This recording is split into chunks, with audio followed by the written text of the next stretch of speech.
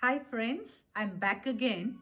Today I'm going to be reading out a story on goodness, and it is based on a true story. A night trial in New York City in 1935. So let's get started. On a cold January evening in 1935, a trial was held in New York City. An old, tattered looking woman was on trial for stealing a loaf of bread. She looked sad, and hidden under the sadness was shame. The mayor of New York City, Fiorello LaGuardia, happened to be the judge that night. He asked her, "Did you steal the loaf of bread?" The woman lowered her head and said, "That's right, Your Honor. I did steal the bread." The judge then asked, "What was your motive for stealing the bread? Were you hungry?" Looking at the judge, the woman said, "Yes, I was hungry, but I did not steal the bread for myself. It was for my family. My son-in-law abandoned my daughter. My daughter has fallen sick and she has two little children, and they have not eaten in days, and I cannot see them starving, which is why I stole the loaf of bread. I couldn't stand seeing them hungry. They are still so young," she again repeated.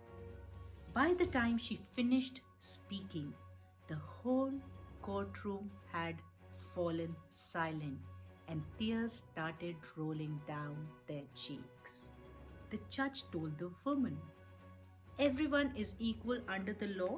For stealing bread, you can choose to either pay $10 fine or you go to the jail for 10 days. Judge, I am willing to be punished for what I have done, but if I had $10 to myself, I would have bought a loaf of bread rather than stealing it. But I'm willing to go to the jail for what I have done. My only concern is, who will look after my daughter and her two little children when I am in jail?" The judge paused for a moment, leaned back on his chair. He then reached out to his pocket, pulled out a $10 bill, and held it up for the court to see.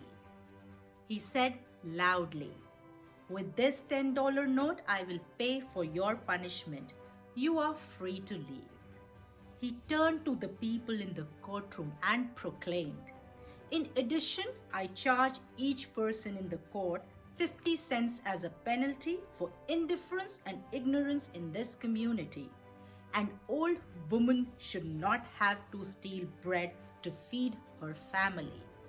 Mr. Bailiff, go collect the money and give it to the accused." 50 cents each came from the owner of the grocery store where the woman stole the bread, as well as from a dozen other defendants awaiting trial and several police officers. They all felt honored to contribute 50 cents and stood up to warmly applaud the verdict. The next day, the story was featured in the New York City paper, which reported that $47.50 had been given to the poor accused woman. The judge's decision made a point of how complicit people had become in the suffering of others and how we all are accountable in the crime. The message rippled through the city. We are all connected in this world. If one suffers, so do we all. It's up to us to ensure that no person, no family, or community goes unnoticed. It's easy for us to look after our own material needs, but we must not ignore the needs of others.